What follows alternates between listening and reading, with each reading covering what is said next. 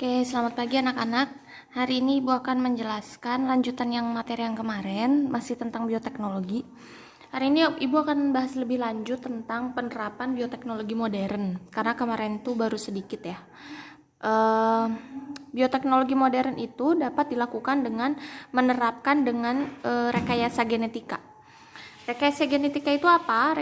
Rekayasa genetika itu adalah kegiatan memanipulasi gen untuk mendapatkan produk baru dengan cara memanipulasi DNA. Jadi yang tadinya itu DNA-nya tidak ada, maka DNA itu akan dibuat dengan cara rekayasa genetika sehingga dapat menghasilkan individu baru atau menghasilkan produk baru dengan hasil yang lebih baik, lebih tahan lama, lebih berkualitas. Nah, itu tujuan dari rekayasa genetika. Nah, untuk penerapan rekayasa genetika itu biasa diterapkan di dalam dua makhluk hidup, tanaman dan hewan. Kalau manusia belum ada. Nah, tanaman sendiri, tanaman transgenik namanya ya.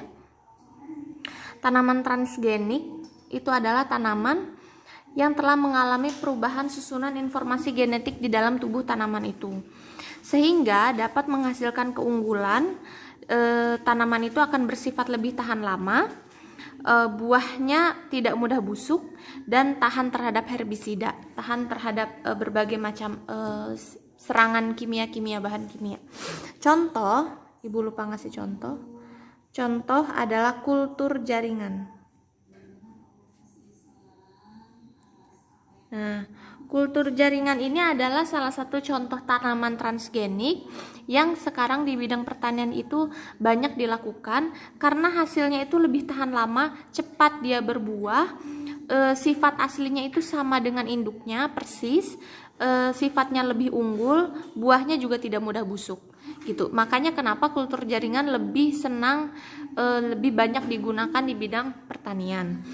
Khususnya misalnya kayak pertanian wortel, terus umbi-umbian itu banyak buah-buahan seperti mangga, kayak gitu, durian, untuk menyilangkan hasil buah yang hasilnya lebih manis, lebih cepat berbuah dan tidak mudah busuk. Biasanya petani menggunakan teknik kultur jaringan. Nah, yang kedua, hewan transgenik. Hewan transgenik ini tujuannya untuk menghasilkan hewan ternak yang memproduksi susu dan dagingnya berkualitas tinggi. Nah, kalau untuk hewan transgenik ini contohnya adalah cloning. Nah, contohnya adalah cloning. Kemarin Ibu udah ngejelasin. Ibu udah ngasih tahu salah satu contoh bioteknologi modern di bidang peternakan itu adalah cloning. Nah, hal yang sudah familiar atau yang sudah banyak diketahui orang itu adalah cloning pada domba. Nah, nama si dombanya itu, nama anaknya yang dihasilkan dari nama hasil cloningannya itu adalah domba Dolly.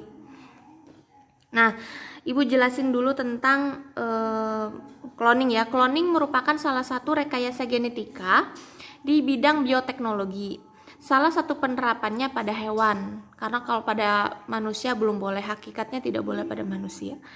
Cloning pada hewan ini tidak butuh hewan jantan, namun dapat menghasilkan individu baru. Pada hakikatnya, kalau kita mau menghasilkan individu baru, baik itu ayam, baik itu hewan, baik itu sapi, kambing, domba, dan lain-lain, itu membutuhkan individu jantan yang akan menghasilkan sperma. Tapi kalau hakikatnya pada cloning ini, dia tidak membutuhkan hewan jantan, apapun itu hewannya. Dia tidak membutuhkan hewan jantan, cukup hewan betina saja, cukup 2 hewan betina, dan dia bisa menghasilkan individu baru. Nah, contoh cloning domba Dolly. Ini namanya hasilnya domba Dolly.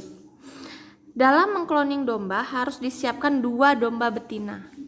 Ya, 2 domba betina. Tahapannya langsung Ibu jelasin.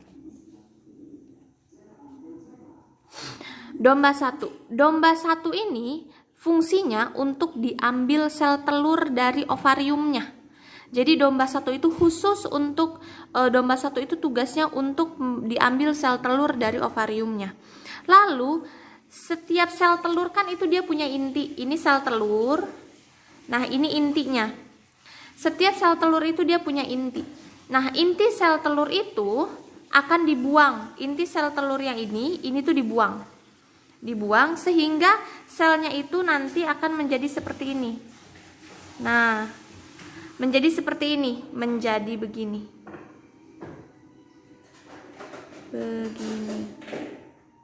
Menjadi begini, selnya kosong, nggak ada intinya sama sekali. Nah, tugas domba 1 selesai sampai di sini. Dia cukup diambil sel telurnya menggunakan suntikan yang panjang atau alat yang namanya kateter.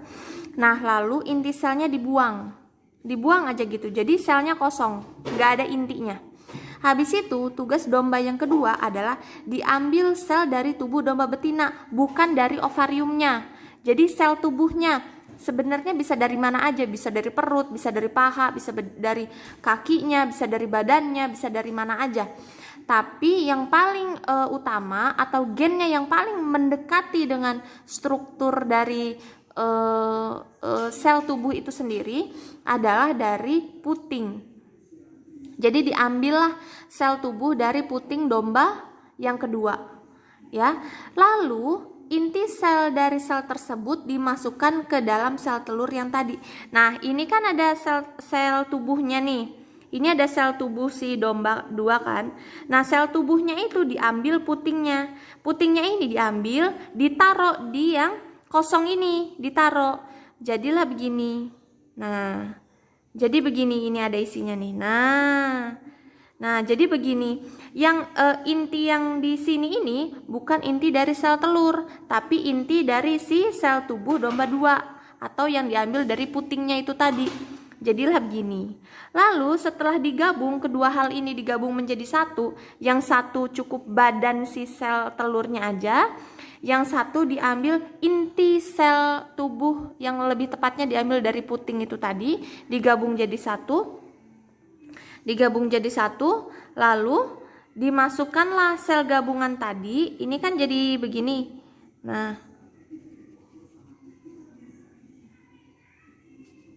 Nah, kan jadi begini.